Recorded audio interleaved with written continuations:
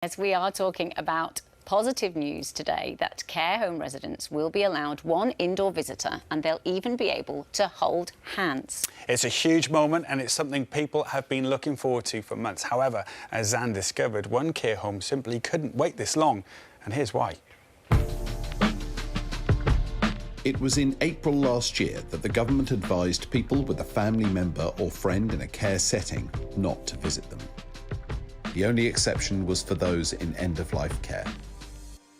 The restrictions put in place, though understandable, meant anguish for families up and down the UK as thousands of people were unable to visit their loved ones in care.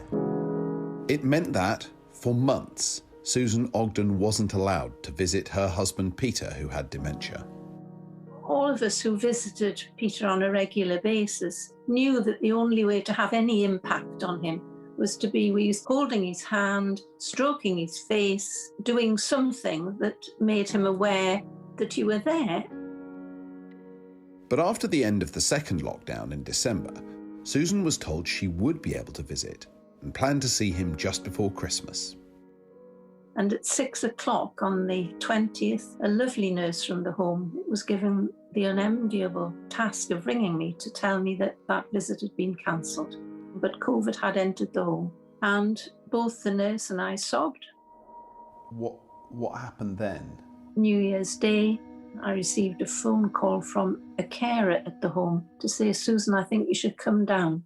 Peter's taken a real turn for the worse." We went in and Peter was lying in semi-darkness on his own, in what I can best describe as agony. It was very, very distressing. Very shortly after he died. I'm so sorry. What's awful listening to the story is that your experience will have been the experience of families up and down the country. It is just so difficult to think that those were wasted months. And then when they did say that things would happen, everything took far too long. And particularly people living with dementia do not have time on their side. It's a nearly impossible situation for the government to set rules for. Different infection levels and new variants mean the situation is always changing. But from today, there's a crucial change in policy that will be a lifeline to many. Care home residents will be allowed to hold hands with one regular visitor under the government's roadmap plans. Now, visitors will have to wear PPE and they'll also have to do a rapid lateral flow test. However, one care home in Lancashire has already gone further than that. It's against the advice, but since the start of December, after consulting with residents' families, the manager at Keppelgate Care Home, Adam Purnell, has allowed close contact and even hugs. So the one thing we've tried to do here is always make sure that we put the mental health and well-being of our residents at the forefront of everything that we do. So we decided to use our leftover PCR tests each month for relatives. And then in December, we bought our own rapid tests whilst we waited for the government ones to arrive. What's the feedback been from relatives and from residents? Every month we run a virtual relatives forum. We've really worked alongside them to make sure they're happy with everything we do.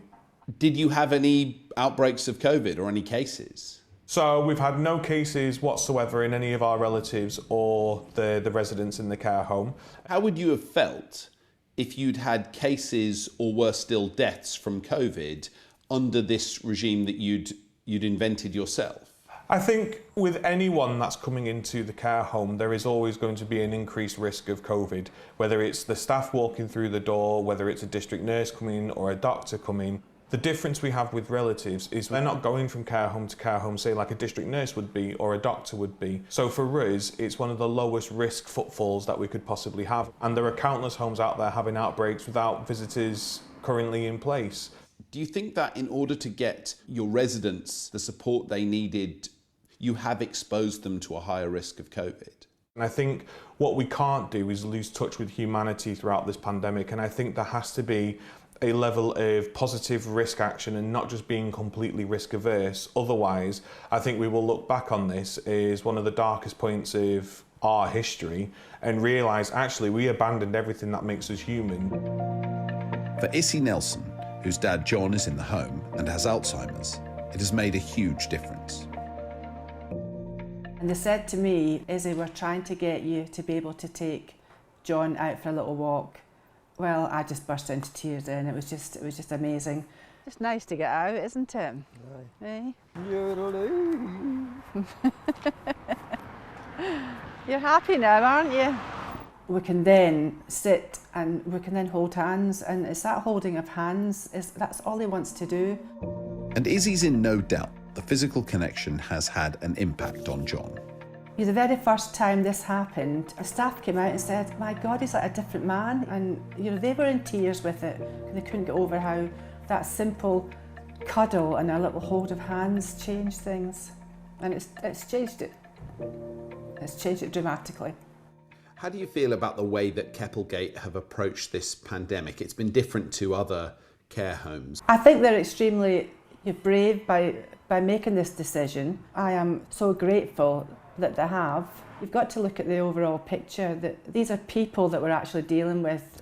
I can understand why Adams Care Home took the approach that it did. Face-to-face visits for residents, for family members and for friends are, especially at the end of life, simply irreplaceable. On the other hand, the government's guidance was also there for a reason.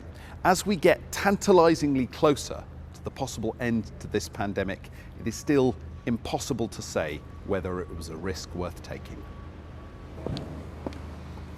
Such a heartbreaking story for Susan there, but how nice to see people now being able to have physical contact with their loved ones in the care homes. Yeah, it really is. It's wonderful. Well, the Department of